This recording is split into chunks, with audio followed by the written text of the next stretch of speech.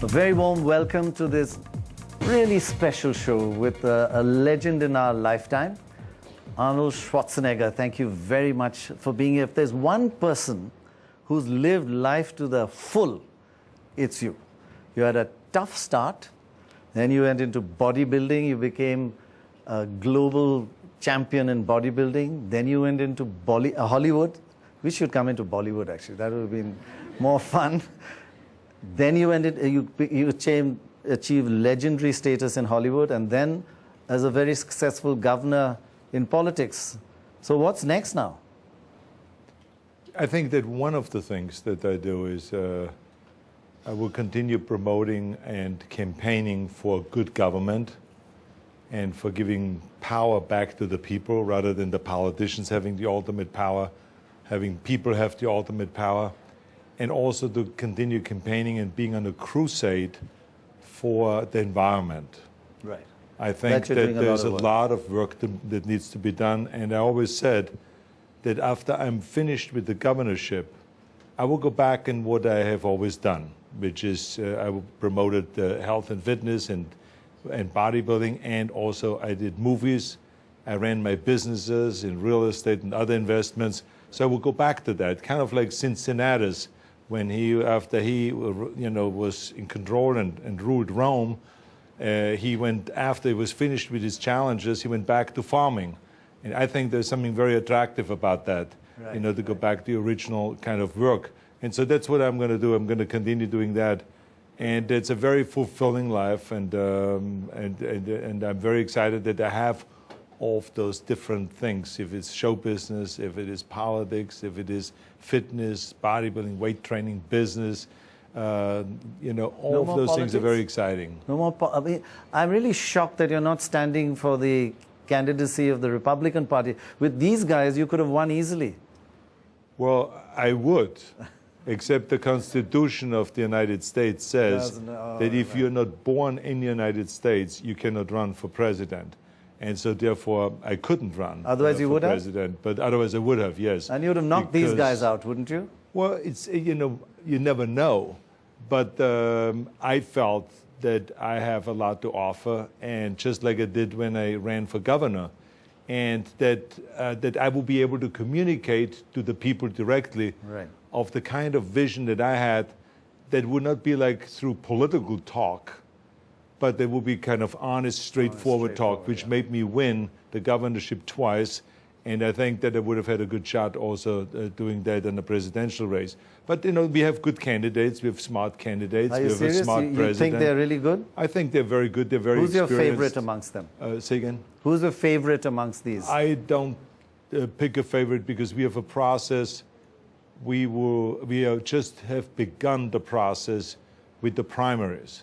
And I think that if we go through a few more primaries, it will become clear who is going to win and who is going to get nominated at the convention. And then it will be between the Republican and the Democrat.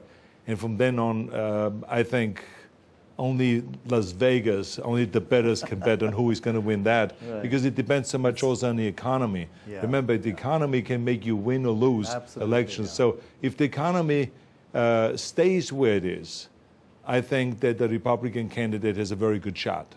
If the economy improves a little bit, I think that President Obama has a very good shot. So it all depends on that. In a word, what do you think of President Obama?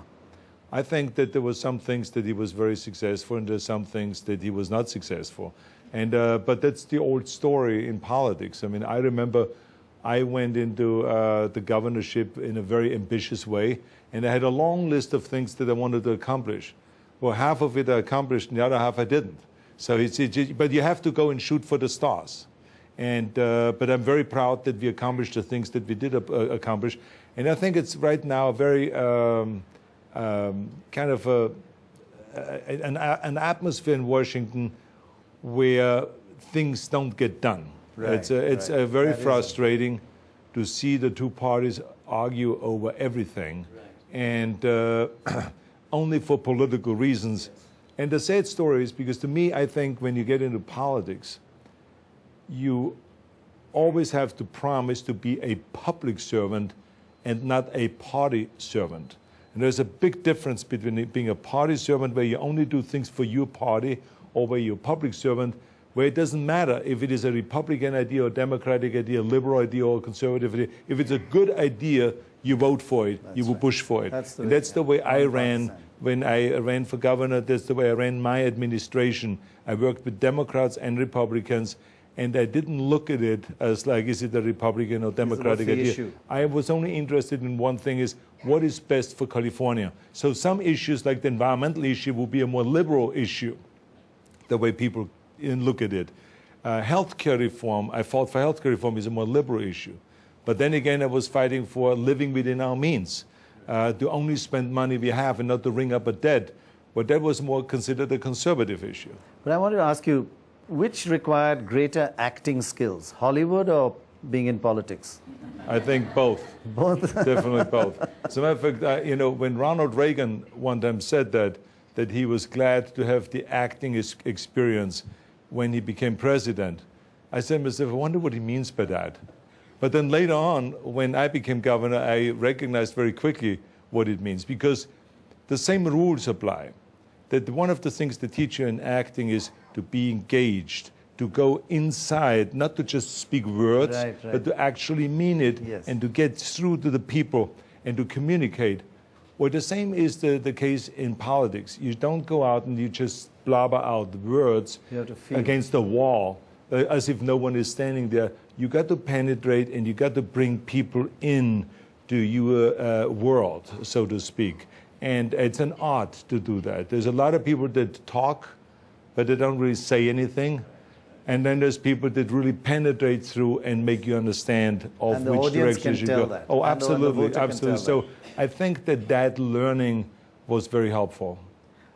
Do you know a little bit about Bollywood, Indian movies? Yes. Can you dance? Could you ever consider... A little bit. You can dance? A little bit, yes. So you would consider doing Bollywood one day, maybe? Maybe, if there is a good script, and if there is a good, interesting director and all that. I mean, I've worked already all over the world. I would not mind working here in India. Any favorite actors? But I think that most of the movies that are made here are very low-budget movies. It's increasing now. Yeah, it's increasing now. But what is amazing about India is that they have an extraordinary movie industry. They do over 700 movies a year. Amazing. I mean, I don't think there was ever a year that America did 700 movies. It is really amazing if you think about it. And the sad story is that the movies don't come over to the United States, or they don't travel internationally. I have very rarely seen, if at all, movies in Austria that are from India, or in Germany, or in England, or in the United States. Well, that's now your role to play. You can take Indian movies abroad, right? Good. NDTV's cricket app, Android and iPhone, fastest scorecard, special analysis, and much more. Download free. ndtv.com/apps.